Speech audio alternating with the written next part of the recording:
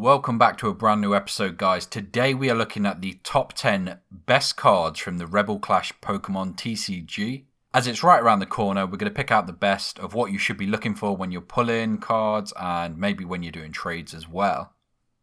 In at number 10, we've gone for Dragapult, the regular version. Not the last time we'll see this Pokemon on the list, but its ability Infiltrator says, if any damage is done to this Pokemon by attacks, flip a coin. If heads, prevent the damage. That is a fantastic ability. It obviously comes down to luck, which is why it's so low on the list, but if you can pull this off, this Pokemon simply can't be knocked out. It also has the attack Phantom Force, which is very similar to its stronger VMAX counterpart. For 2 Psychic Energy, you do 120, and can put 3 damage counters on your opponent's bench in any way you like. It's a great way to spread round damage whilst hitting their active Pokemon hard. Coming in at number 9, we've got Speed Lightning Energy. I think this energy is fantastic, however it does only work for Lightning Pokemon, hence its place on this list. If you attach this energy to a Lightning Pokemon, you draw 2 cards. Now, it's important to note you have to draw those cards, so if you need to attach energy late game and you're decking out, this energy could potentially put you in more trouble. Despite that niche situation, it's fantastic at helping you draw quickly into cards you need. And with a lot of draw supporters going, it's a huge boost to Lightning decks. Coming in at number 8, we've got Boltund V. Again, a support Pokemon only for Lightning decks, but with Speed Lightning and some powerful Lightning attackers, it makes Boltund a lot more interesting.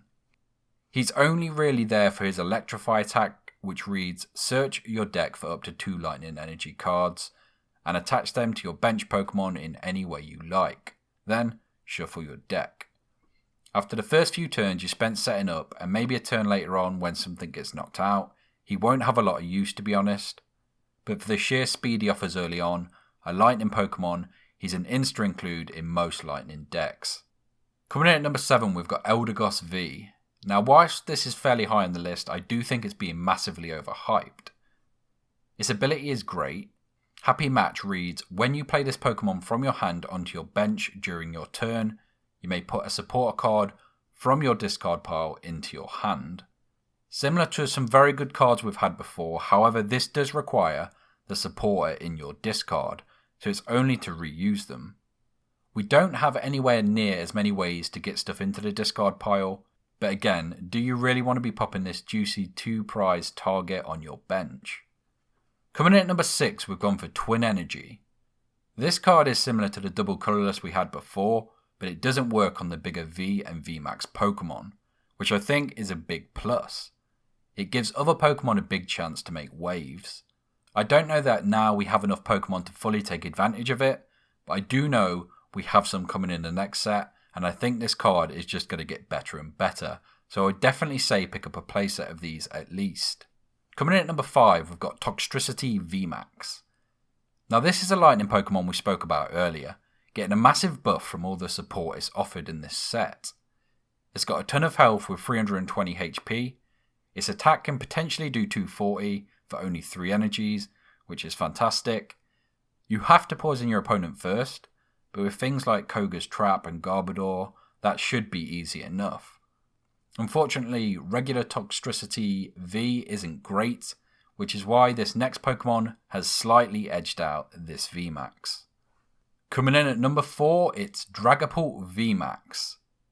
There is a lot of hype around this card right now, but I think losing some of the psychic support with rotation coming, it might struggle a little more than people think. Don't get me wrong, it's absolutely fantastic and offers a lot of spread potential, and I hope it succeeds. But with the loss of Malamar and Mysterious Treasure, things like that, it could find it a little harder. Its attack for 2 Psychic Energy does 130 and does 5 damage counters to their bench, so it's basically spreading 180 damage, which is very nice and especially nice against stage 1 or 2 decks. It will absolutely clean house.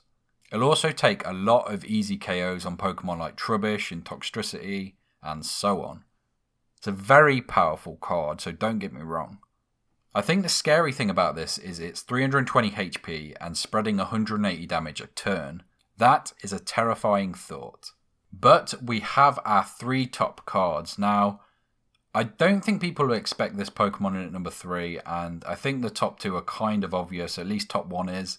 So in at number 3, we've got Cinderace VMAX. Now this may be a bit of a surprise, but I think it's one of the better cards in the set, honestly. And that's for its counter attack. The attack reads, if this Pokemon was damaged by an attack during your opponent's last turn, this attack does that much more damage. It has 320 health. So next to no Pokemon are one-hit KO in this, meaning this attack will come into play. But the best thing about it goes off the damage you were dealt and not the damage counters on you. We've seen similar Pokemon to this before with Outrage, but this is a lot better. So that means we can heal off any damage done, but still hit them back as if we hadn't. This attack is amazing and something that will definitely be cropping up more and more, especially as we get extra healing support in the next set. For Pokemon like Gardevoir. It's already making waves over in Japan though, winning some tournaments. Its Cinderace V is also very good as it gives itself free retreat, which makes it very useful to get out of the active slot if you need to, and works well against our next card. In at number 2 we've got the Galar Mine. This card makes control decks a lot more viable, and even creates some of its own decks. It basically makes both active Pokemon harder to retreat, giving them an extra 2 retreat cost. This is a very powerful stadium, and with things like Boss's Orders back, you will have to worry about what you put on the bench, as it can be dragged into the active and stranded there. I think this combo will make Switch a much more played card, basically a 3 to 4 of in a lot of decks. I'd also expect to see Galar Mine in Toxtricity VMAX decks, so the Pokemon you poison can't escape. I think it just has a lot of uses, and a stadium probably at the top of the game right now. Coming in at the number 1 slot, you've probably already guessed it, is Boss's Orders. As always, the best card in a set is the Supporter. For Sword and Shield, it was Professor's Research, so this set keeps up that trend.